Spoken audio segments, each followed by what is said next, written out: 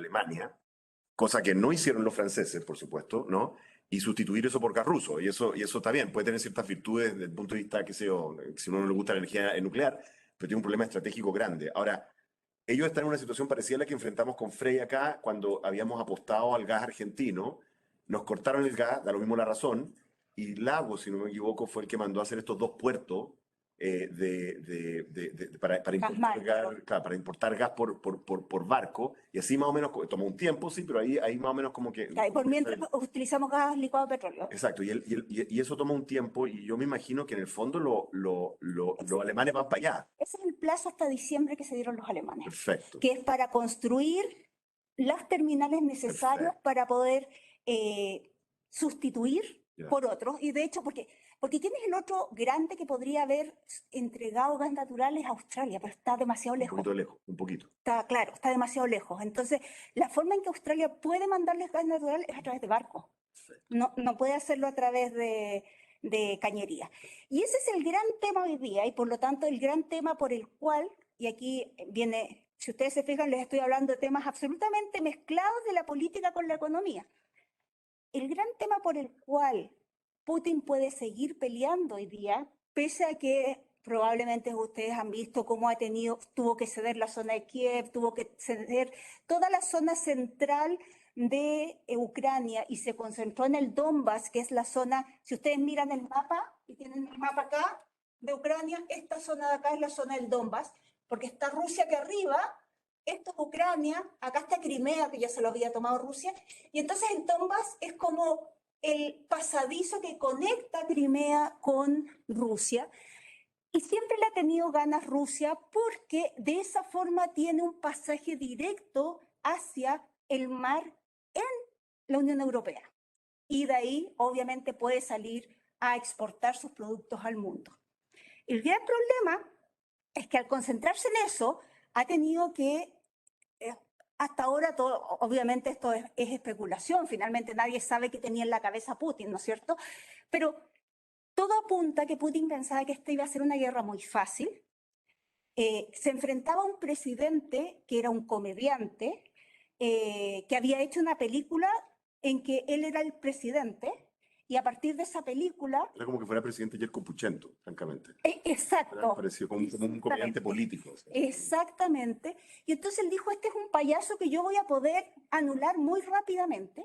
Pero lo que no tomó en cuenta Putin es que este payaso no era un payaso, porque era un comediante, pero él era abogado, estudiado en buenas universidades, además un gran comunicador, que es una de las grandes ventajas que ha tenido Zelensky, que si ustedes se fijan, aprendió la guerra en tiempos del Internet. Él es un hombre que todos los días está posteando en Twitter, está subiendo cosas a Instagram, está mostrando cuál es la situación en Ucrania, lo cual ha hecho que el mundo se vuelva a favor de Ucrania y en contra de Rusia. Y además, la gran diferencia es que Ucrania sabía desde el momento en que se tomaron Crimea que esto venía. Y aunque no le creyó nadie de los países aliados, ¿no es cierto? Aliados, me refiero a los aliados de la Segunda Guerra Mundial, Reino Unido y toda la Unión Europea y Estados Unidos, es el único país del mundo que había aumentado su gasto en armas. Y por eso estaba mejor preparado. Y por lo tanto, sus fuerzas armadas estaban preparadas para esto. Su población, la población de Ucrania, sin hablar de la población del Donbass, pero la población de Ucrania es una población que aprendió a vivir en libertad, que no vive porque al final Rusia es un país que tiene un autoritarismo en que nadie puede opinar distinto, ¿no es cierto? Ucrania al final es un país de la Unión Europea, no es un país de la zona asiática, y tiene un gen mucho más de la Unión Europea que de la zona de Asia, y están dispuestos a sacrificar su vida por cuidar su libertad. Y por lo tanto se encontró con una pelea mucho más fiera de la que esperaban. Él pensaba que esto iba a durar muy poco, lo tenían convencido de que los generales ucranianos estaban a favor de sacar a Zelensky, lo cual no era cierto, y por lo tanto ha tenido que replegarse hacia la zona del Donbass. cuánto puede durar la guerra, que en el fondo es cuánto van a ser las consecuencias económicas sobre el precio del petróleo y por lo tanto sobre el resto del mundo, va a depender de cuánto financiamiento tiene Putin. Y el financiamiento que tiene Putin hoy día es su venta de petróleo Y gas. y gas.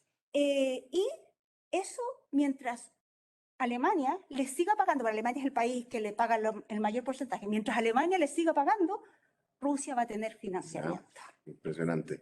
Ya, ahora vamos a pasar al otro gran mercado de commodities afectado por esta guerra, ¿no? Porque lo que alguna gente quizá no sabe muy bien es que Ucrania es un país, es como Argentina, de fondo es un país, es una pampa, ¿no? Es una pampa y es uno de los principales productores de trigo. Otro de los principales productores de trigo y de grano es Rusia. Entonces, la pregunta, Germán, es, ¿qué se sabe de cuán profundo y duradero va a ser este impacto sobre los mercados de alimentos, digamos? ¿Qué sabemos sobre eso? ¿Cuán profundo y qué nivel de contagio podemos tener de eso? Bueno, no es que yo sea experto en alimentos, como Michelle sí es en energía, pero este tema yo lo he discutido con mis alumnos y creo que es un mensaje que hay que pasar. Cuando uno es economista, ¿cierto? Y se dedica a la asesoría y a la consultoría, uno tiene que estudiar estos temas, o en el Banco Central o en Hacienda. Todos los temas. Lo que pasa es que hay gente que dice, digamos, hay economistas que son especialistas en todo, pero yo creo que, digamos, uno o estudia el tema o queda fuera de cualquier debate. Entonces creo que hemos aprendido mucho de esta guerra y hemos aprendido mucho de Rusia y Ucrania estos últimos 2 meses. No es que hayamos sabido siempre ni que hayamos sido expertos en Rusia y Ucrania, sino que tuvimos que estudiar y aprender. Y efectivamente, como tú dices, Oscar, estos son dos países chicos en proporción del PIB mundial, representan 3,5% del PIB mundial, chiquitito, Rusia 3% a pesar de que geográficamente es muy grande, y Ucrania es 0,5 del PIB mundial. Entonces uno diría 3,5 del PIB mundial no tiene efectos muy significativos. Ojo, igual mucho más grandes que Chile, por cierto. Sí, sí, sí, claro, Chile es 0,3, 0,4 del PIB mundial. Eh, pero el punto que quiero hacer es que en materia de alimentos son muchísimo más significativos, o sea, desproporcionadamente más grandes. El caso típico del trigo, Rusia y Ucrania representan del orden de 30% de las exportaciones mundiales de trigo, 30%, ¿cierto? Países que son 3,5 del PIB mundial, del orden de 20% de las exportaciones de maíz, y algo que hemos aprendido en las últimas semanas, diría yo, del orden de 60% de las exportaciones de aceite de girasol, ¿cierto? Y eso, 60% es un número gigantesco. Entonces, tienen un rol, digamos, desproporcionado en el mercado de materias primas respecto de lo que son como país e impactan el PIB mundial. Y por lo tanto, digamos, eso está generando efectos en estos mercados. Yo diría que adicionalmente, Rusia y Bielorrusia son mercados muy importantes en la producción de fertilizantes. Y eso le afecta, digamos, a toda la cadena de producción de alimentos. Entonces, aparte del efecto directo, en algunos mercados está este efecto transversal que tiene que ver con la producción de fertilizantes, que encarece la producción de alimentos en general. Entonces, estamos en un conflicto que tiene este impacto en los precios de alimentos, aparte de los precios de la energía, que es muy, muy significativo. Y ahora, ¿por qué eso es importante, creo yo?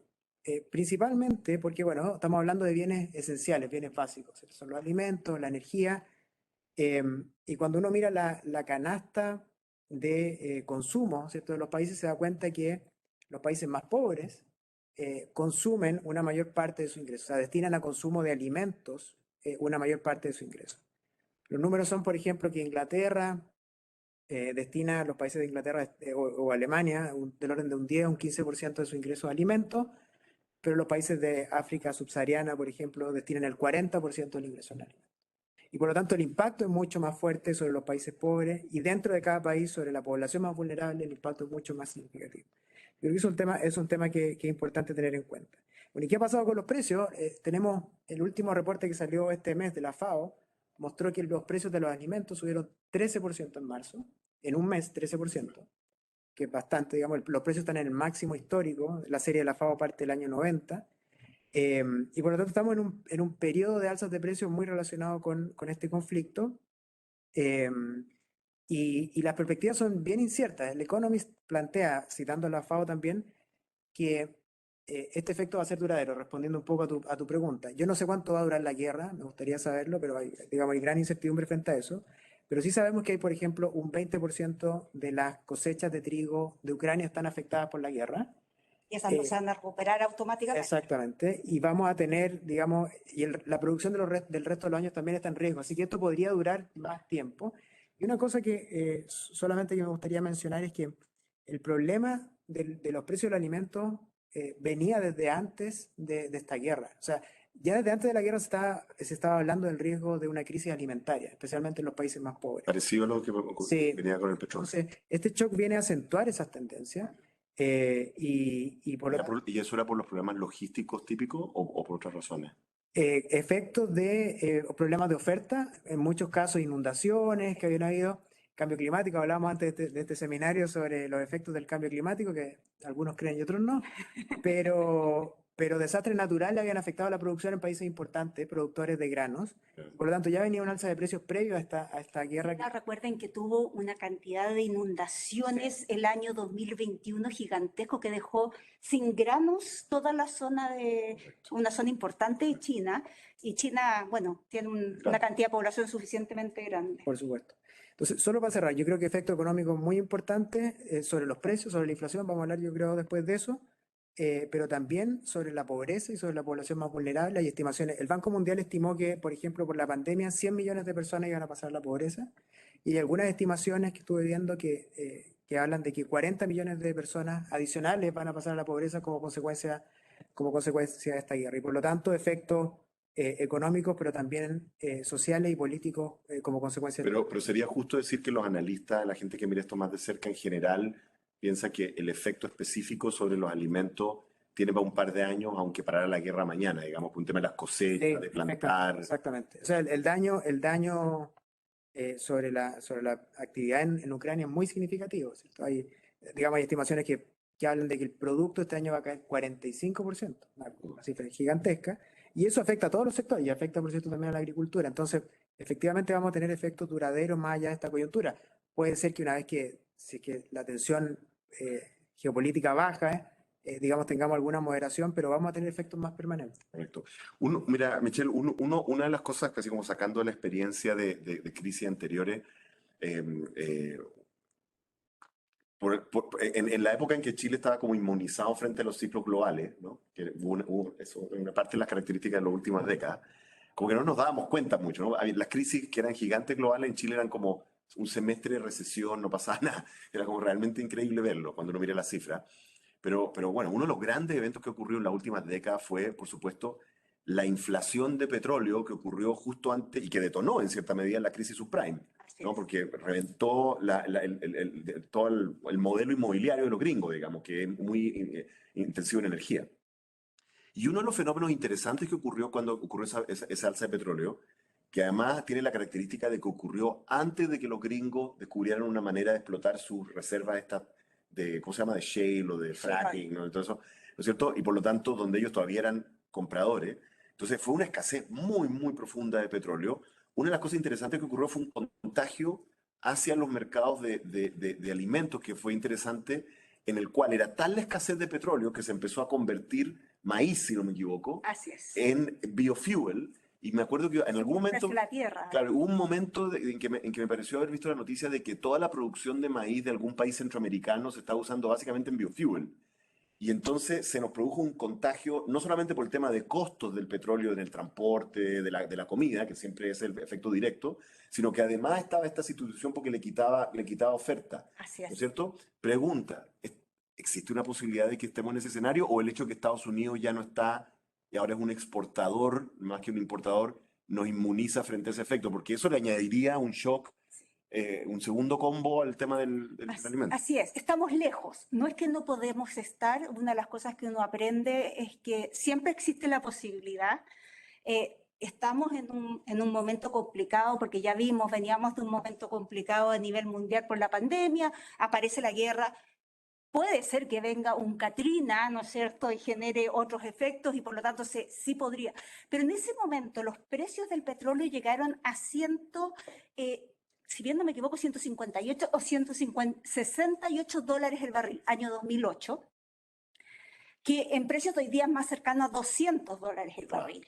O sea, estamos muy lejos todavía de esos niveles y por lo tanto, efectivamente en ese momento se produjeron dos efectos. Por uno, este que tú dices, que se empezó a producir biofuel, y que, claro, valía la pena gastar lo caro que era hacer el biofuel porque el precio del petróleo era tan alto que en el fondo hacía rentable este negocio. Pero se produjeron dos efectos importantes, o quizás un gran efecto importante, y es que cuando los precios son altos, la creatividad humana lleva al nacimiento de sustitutos. Y el gran desarrollo de la energía solar, de la energía eólica, de la energía de las mareas y del fracking fue justo posterior a eso, porque claro, en ese periodo los incentivos a invertir en investigación y desarrollo para generar nuevas fuentes o de hidrocarburos, que es el caso de Estados Unidos, o de otras fuentes energéticas, era suficientemente alto. Hoy día existe mucho más variedad, todavía no existe para los combustibles no convencionales, la mayor parte tiene problemas todavía en la noche, la energía solar, los vientos que paran en la noche, ¿no es cierto?, por efecto del frío. Todavía tenemos un problema en términos de que las baterías no están suficientemente desarrolladas, pero no me cabe la menor duda que este riesgo que hoy día genera hace que la investigación avance mucho más rápido. No en vano nos demoramos un par de meses en tener una vacuna para el coronavirus. Pero claro, probablemente las soluciones van a ir más centradas hacia ese lado, que es cómo concentrar la energía para que la energía que se obtiene en el día se pueda aprovechar en la noche y no tengamos...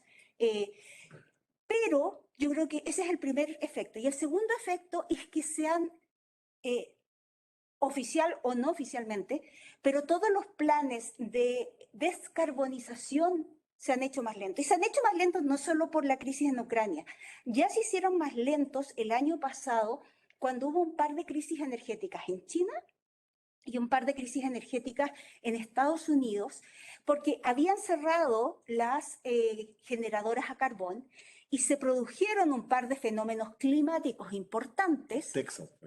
Texas, exactamente, que generaron que ciudades completas quedaran sin energía por mucho tiempo.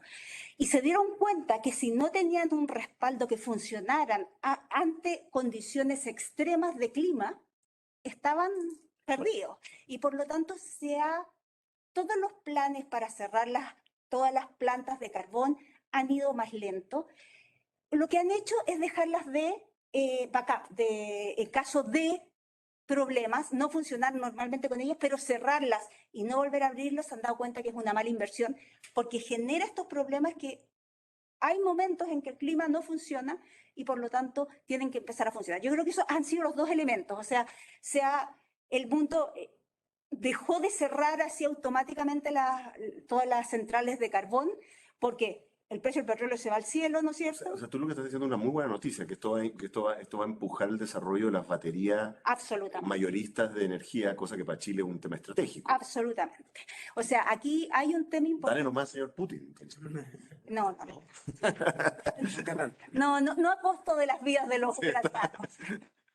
Claro, para nosotros es una buena noticia, pero es una mala noticia porque, por cierto, hay un tema importante. Putin no es tonto. Podrá ser medio suicida, pero no es tonto. Y Putin sabe que el mundo depende de los fertilizantes. Y lo que ha hecho es que ha cortado la exportación de fertilizantes para varios lugares, o la ha disminuido, la ha apretado mucho. Y eso lo que hace es justamente incrementar. Putin está jugando un juego que es bien duro, y es que Ucrania se rinda porque está muerto de hambre. Y que el resto del mundo tema tanto morir de hambre que no intervenga. Y parte del morir de hambre es no exportar sus granos y exportar mucho menos o no exportar fertilizantes. Correcto. ¿Tú tenías una pregunta? Sí, el tema de que la crisis va a impulsar más la investigación y desarrollo. Estaba hablando de que esto va a apuntar más hacia la área energética y por tanto el desarrollo de baterías de litio. O sea, no necesariamente el litio.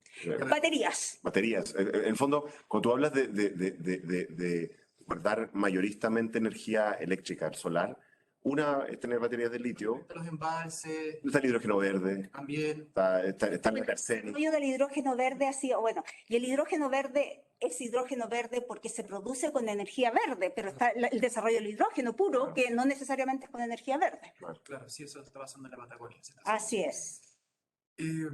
Pero lo que importa más contexto Chile, claro, el hidrógeno verde está en la Patagonia, pero para el tema del... En el norte está el tema del litio, que también es una muy buena opción.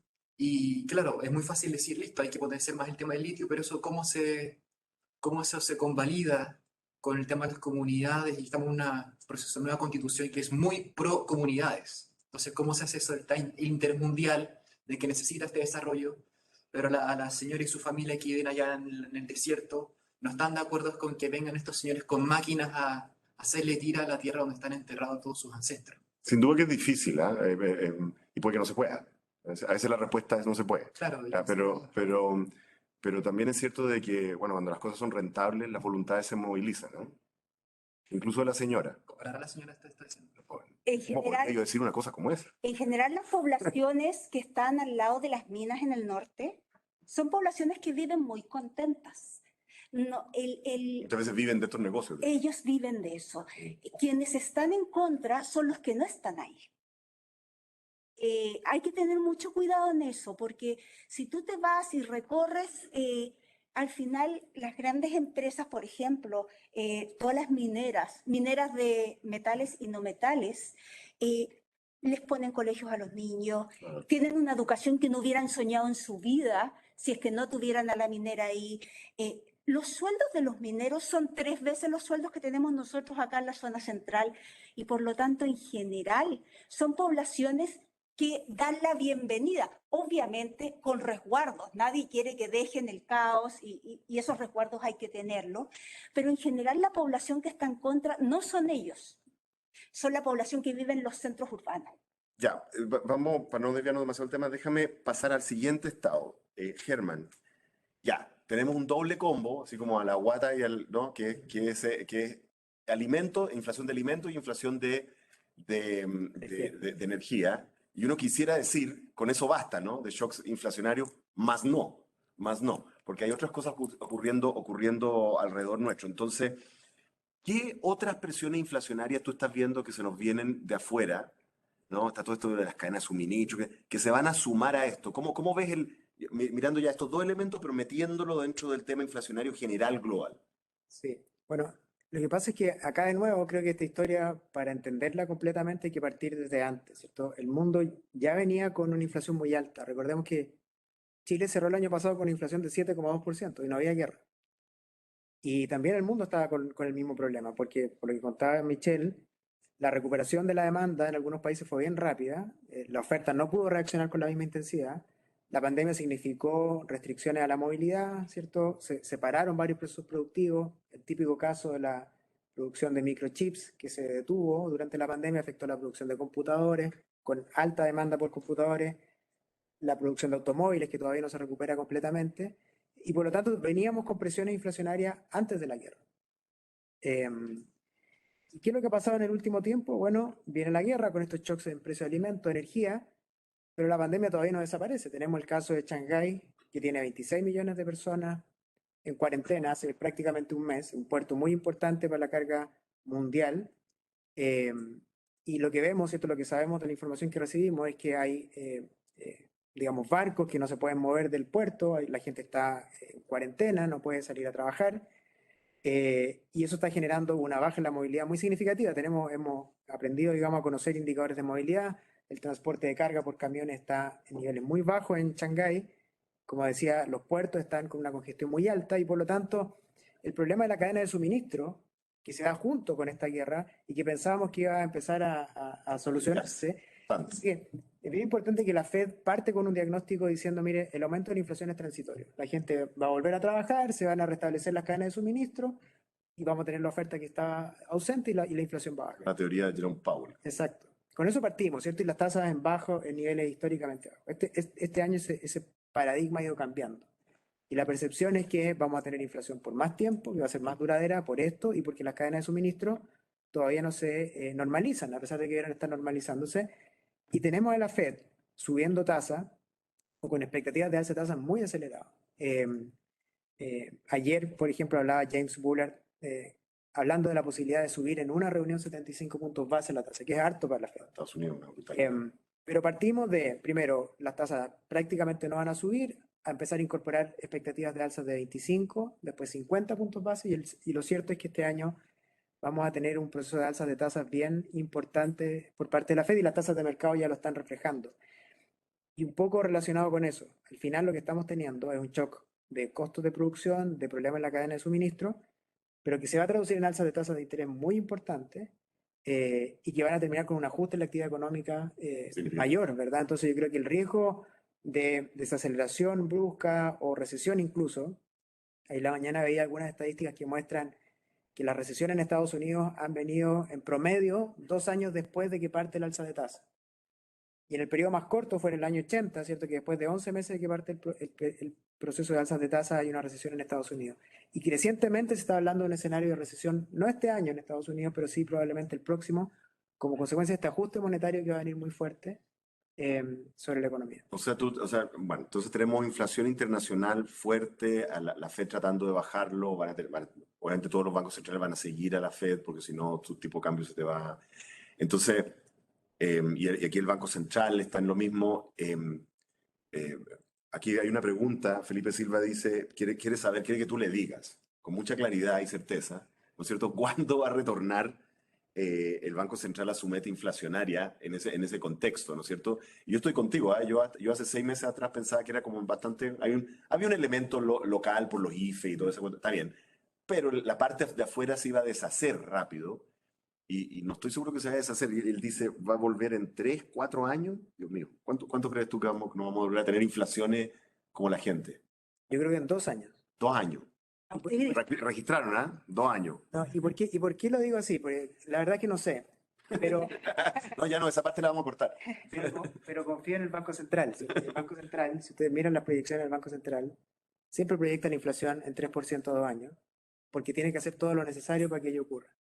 Si seguimos creyendo en el Banco Central, yo creo que no hay razones para no hacerlo, tenemos que confiar que el banco va a hacer todo lo necesario para que ello ocurra. El problema es que eso puede ser muy costoso, Claro. que puede ser con tasas muy altas y con una recesión también en Chile, como fue el 2009.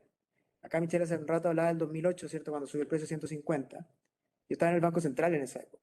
La inflación llegó a 10%, 2008, y la tasa de política monetaria llegó a 8,25. El escenario hoy día es bastante similar. Uno puede encontrar algunas diferencias, pero la verdad es que tenemos inflación en 9,4, probablemente va a llegar a 11% o más en los próximos meses, y el Banco Central va a tener que seguir Va a subiendo. llegar a 8, sí va a llegar. Y el riesgo es que eso va a generar un ajuste muy abrupto. Si quieren, después hablamos de eso, pero Por otro lado, o sea, pero es un doble juego porque es la inflación, el Banco Central haciéndose parte de como la parte de demanda local, exacto. pero eso no serviría de nada si es que los gringos no apretan su inflación, porque en el fondo si uno se puede hacer todo lo que quiera con la tasa de interés, al final si la mitad de nuestra inflación es importada, eso, ¿no? Tienen que ser las dos cosas. Sí, sí. No, absolutamente. Sí, yo creo que eso, lo que pasa es que lo que yo esperaría, digamos, que la baja en la inflación venga de la mano de una desaceleración abrupta del crecimiento mundial y del crecimiento en Chile. O sea, vamos a tener un ajuste de la demanda muy fuerte como consecuencia de este proceso de alza de tasas y eso es lo que va a llevar a que la inflación baje. Solo para tener en consideración, el 2009, después de haber tenido inflación en 10, el 2009 tuvimos una recesión en el mundo, en Chile, y la inflación fue negativa. Entonces a veces cuesta pensar en que la inflación quizás no va a bajar nunca. Pero bueno, depende de lo que ocurra, como digo, con la política monetaria y con el ajuste que eso genere. Perfecto. Ya, Michelle, vamos al tema de que es como una, no sé, es como una especie como de adicción que tenemos nosotros, ¿no? Que es como estos mecanismos para manejar el precio de los hidrocarburos. ¿No es cierto? Que somos un importador de petróleo, importador de gas, sabemos que eso afecta a la gente, a las empresas, todo lo que. Entonces, lo que nosotros tenemos es, de una manera u otra, tenemos mecanismos de estabilización de esos precios, hemos ensayado 27 mecanismos, ¿no es cierto? Esta es la parte que te tenéis que tapar la oreja, Germán, pero siempre los economistas pierden su virginidad básicamente cuando se ven obligados a no ser consistentes temporalmente, porque cuando están en Hacienda encuentran razones para modificar los mecanismos, ¿no es cierto? Porque, ¿qué le vamos a hacer? Y eso ha ocurrido de nuevo. Entonces, yo quisiera que tú, esto viene desde el final de Piñera, comienzo de este gobierno, ¿cómo evalúas tú? Viene desde el año 90. No, no, está bien, pero las últimas reacciones vienen, ¿no es cierto?, de ajuste al sistema de estabilización de precios del petróleo. ¿Cómo evalúas tú esa respuesta? ¿Crees que estamos bien? ¿Fue poco? ¿Fue mucho? ¿No es coherente? ¿En qué estamos en eso? Déjame solo tomar un punto más. Yo creo que todo este análisis que hemos hecho considera que no van a salir nuevas cepas de coronavirus. Correcto. Y eso no es algo que tengamos certeza en ningún caso. O sea, salió el Omicron, ¿no es cierto? Y generó una ola nueva en todo el mundo. Esta misma ola que es la que tiene hoy día a Shanghái cerrado y por lo tanto un nuevo ciclo de alza de precios. Y no estamos exentos de que puedan surgir otras. Y por lo tanto, pensar en cuánto tiempo más, aun cuando el Banco Central ponga todas las medidas, si hay una nueva ola, eso de nuevo puede aumentar, generar un nuevo ciclo, digamos. Eso. Pero aparte de eso, efectivamente, desde los años 90 nosotros tenemos el FED, que es Fondo de Estabilización de Precios del Petróleo. Y este fue variando con distintos mecanismos que eran fondos de estabilización, o sea, se aprobaba en el presupuesto anual o por alguna ley, ¿no es cierto?, un fondo y ese fondo servía para estabilizar precios. Pero todos estos fondos hasta el año 2012 eran fondos que tenían reversión a la media.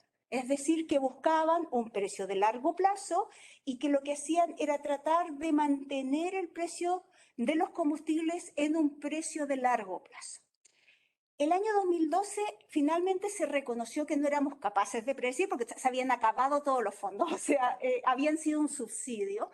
Y por lo tanto lo que se hizo fue hacer un mecanismo que no es fondo, sino que lo que hace es subir o bajar el impuesto específico, que lo que hace es establecer una pendiente o una tendencia en función de los precios del momento. Y por lo tanto, lo único que hace es evitar que la volatilidad suba demasiado. O sea, en el fondo establece una especie como de promedio móvil Es un promedio móvil. para evitar que vaya así, que vaya más suave, pero que sube o baja Pero igual. sube o baja en función de la tendencia de mercado y no afecta la tendencia de mercado, ¿ya? Y eso funcionó muy bien hasta finales de este año, en que se produce esta multiplicación por 4 que yo les conté en el precio del petróleo, y que claro, se acumula una subida tan grande que se empieza a acumular un monto de disminución de impuesto específico o subsidio temporal, digamos, que hace que este mecanismo alcance el máximo que tiene por ley capacidad de entregar. ¿Qué es lo que hace este mecanismo? Decía, por ley, lo máximo que puede entregar o acumular de diferencia es 500 millones de dólares. Y durante 10 años lo logró. O sea, se producían subidas, bajaba este mecanismo, bajaba la cantidad, después bajadas largas también, y había logrado este efecto nulo. O sea, que no era subsidio ni era impuesto, sino que en el neto finalmente no era más o menos cero. Pero con esta multiplicación por 4 se empieza a acumular una cantidad de rebaja que supera los 500 millones. Y claro, efectivamente a principios de enero fue más o menos. Fue el primer ajuste, sí. Sí, Lo hizo Rodríguez Cerda. exactamente, se incrementó en 250 millones antes de la guerra. De 500 107.50. De 500 a 750, antes de la guerra. Sí. Solo por este efecto multiplicación por 4,5 de los precios del petróleo. Pero después vino la guerra y el precio saltó de 90 a un promedio de 110 con volatilidad entre 100 y 130. Y por lo tanto hubo que aumentarle en 500 más, o sea, para llegar a 1.250. ¿En 500 más fue? ¿750? No, A 1.500. a 1.500. 750. No. O sea, en 750 más. Y ahí estamos, digamos. El punto es, efectivamente, si el mecanismo sigue funcionando, porque funciona en términos de tendencia, y por lo tanto, lo único que hace es que retrasa el periodo en que me voy a demorar en llegar al precio que está en el mercado.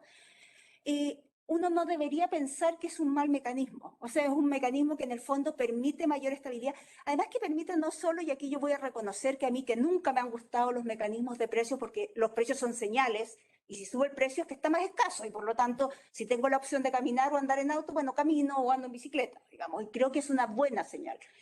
Pero en este caso particular, además en países que tienen riesgo político, el hecho de suavizar los ciclos también suaviza el riesgo político, ¿ya? Porque en el fondo acumula menos tensión. O le permite a la gente acomodarse. Exactamente. Por lo tanto, en ese sentido, este sistema sí ha funcionado. Ahora, lo que sí se está discutiendo y que es el nuevo programa que Chile apoya, que es el programa del ministro Marcel, incluye dos mecanismos adicionales. Uno es cargar el FEP, el Fondo de Estabilización de Precios de Petróleo, para establecer un mecanismo de fijación, que es bien distinto, de precio de la parafina. ¿Ya? Y ahí yo no estoy de acuerdo. ¿Por qué no estoy de acuerdo? Yo encuentro que efectivamente la parafina, a diferencia de la gasolina y de otros bienes, es un bien que lo ocupa la gente de menores recursos en general. En general digo porque yo no me considero de menores recursos y yo ocupo parafina, pero en general.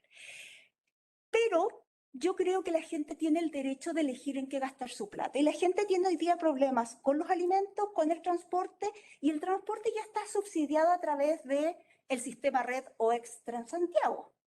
Por lo tanto, mi sensación es que mucho más que entregar, que hacer un fondo de estabilización directo para la parafina o un fondo de estabilización directo para el gas, lo que uno debería hacer es hacer transferencias directas a las personas sumamente focalizados, y eso sí es importante porque no tenemos recursos infinitos, pero recursos focalizados para que sea la persona la que elige si prefiere comprar carne y andar en bicicleta o Pero dijiste que había dos mecanismos. Uno era la fijación de la parafina y el otro era... el otro que todavía no han anunciado cuál es para la fijación del precio del gas. Correcto. Que además tiene mucha importancia en invierno, ¿no es cierto? Exactamente. Ambos, parafina y gas, son mucho más importantes en invierno, especialmente la parafina, porque el gas se ocupa mucho, no en Santiago ya hay más red de gas natural, pero el gas licuado de petróleo se ocupa en regiones para todo lo que es cocina y calefón, ducha, etc. Ya para ir terminando, una pregunta para Germán, que de nuevo te vamos a pedir que nos pronostiques el ciclo económico completo de la humanidad y sus alrededores. Eh, yo creo que estamos ante escenarios que a nivel como político o global son bien inquietantes. Yo mencioné al principio lo que pasó en Perú, o sea, siempre los fenómenos políticos son así, ¿no? En Chile el estallido social tuvo que ver con un alza de un precio. El problema era otro, está bien, pero ¿no? En Perú estaban enojados con el presidente, subieron unos precios, vamos a la calle. En Sri Lanka está pasando algo muy parecido con el precio de los combustibles.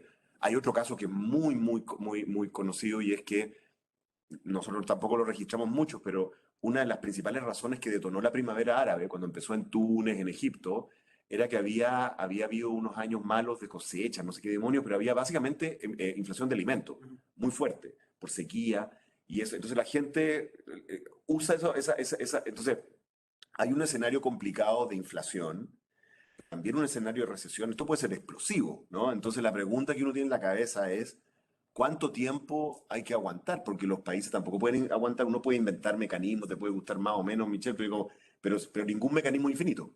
Digamos, por creativo que te pongas, por sofisticado que te pongas. Entonces, ¿de qué estamos hablando en términos de años de estanflación, Germán? ¿Cómo lo verías tú más o menos?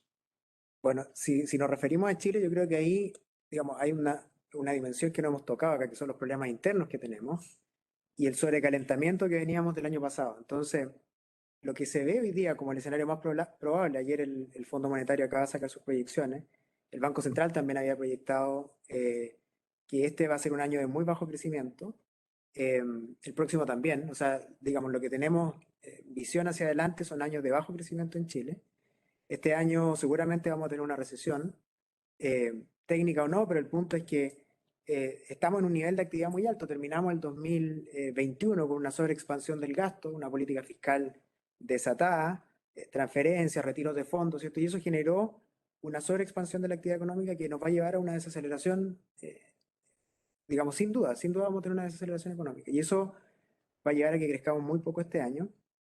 Pero además de ese proceso de ajuste natural que tenemos que hacer, tenemos el escenario externo que ya hemos conversado bastante, y tenemos incertidumbres locales que son variadas, ¿cierto? El debate constitucional, el programa de reformas, que todavía ni parte, o sea, todavía ni sabemos qué es lo que va a tener la reforma tributaria, pero es una gran reforma tributaria que seguramente algo más de ruido va a agregar. Y por lo tanto, lo que estamos viendo es que vamos a tener un par de años de caída de la inversión, un par de años de ajuste del consumo, y por lo tanto, y con un escenario externo que veíamos que se ve bastante complejo, Yo creo que, digamos, con poco riesgo de equivocarnos, podemos pensar que vamos a tener 2 años de bajo crecimiento y de inflación todavía alta. La inflación deberá empezar a ceder por las razones que comentamos, pero son años bien complejos desde el punto de vista económico. Y una cosa además que quisiera agregar es que desde el punto de vista fiscal, prácticamente nos agotamos todos los espacios que teníamos. O sea, para enfrentar la pandemia, fuimos muy activos en la respuesta de política fiscal. O sea, los agotaste tú. No, yo estaba fuera antes, estaba fuera en esa época. Pero el año pasado, el año pasado hubo una política fiscal procíclica. La economía creció 11,7% y el gasto creció más de 30%, el gasto público real, con las tasas subiendo, las tasas subiendo. Y eso, digamos, llevó a agotar buena parte de los fondos soberanos, a elevar los niveles de deuda y por lo tanto este año estamos en medio de un ajuste fiscal, un ajuste monetario y todo lo demás que ya hemos conversado. Entonces, es muy difícil pensar en que este año la economía pueda crecer más de 1,5%, que es un crecimiento muy bajo. Y con caída de la inversión, como decía, y el próximo año se ve similar. Ahora, sobre todo esto subyace además un problema cuando uno piensa en el más largo plazo, es que la capacidad de crecimiento de la economía se ha venido cayendo sostenidamente. Entonces, Y si vas a invertir menos, menos inversión, efectivamente la productividad no repunta y tampoco es parte de la discusión que estamos teniendo, ¿cierto? Estamos pensando en otro tipo de cosas y por un lado, ¿cierto? Se nos está colando una capacidad de crecimiento del 2%, eso es como el crecimiento potencial o tendencial más bien de la economía chilena y por lo tanto tenemos que pasar, después de haber sobreexpandido la demanda por un periodo de menor crecimiento que eso y pensar en el mediano plazo de tasa de crecimiento como esa. Y por lo tanto son años de bajo crecimiento, crecimiento per cápita cercano a cero. bueno, ¿Me permite solo un tema también va a ser una nota de alegría y optimismo como la anterior. sí, bien parecida y quizás peor. Yo creo que una cosa que tenemos que entender, no solo en Chile, sino en el mundo, es que hoy día es lo más cercano que hemos estado desde el año 45 de una tercera guerra mundial. ¿Ya? Y seguimos a puertas de una tercera guerra mundial. Lo de Ucrania, dices tú. Por lo de Ucrania. No es desechable que mañana no exista el planeta Tierra, como lo conocemos. ¿Por qué? Porque Putin efectivamente está acorralado hoy día y puede apretar el famoso botón rojo, que, como lo llamábamos en nuestra época. Y por lo tanto, las consecuencias, estamos acostumbrados y nos mal acostumbramos desde el año 45 a que en general los ciclos son leves. Y que por lo tanto los gobiernos logran hacer algo para que no se note tanto el ciclo. Pero los ciclos por guerras mundiales son ciclos profundos y largos que se demoran 10 años en recuperar y que por lo tanto uno no puede esperar, y eso quizás es algo que nosotros los economistas deberíamos empezar a predicar.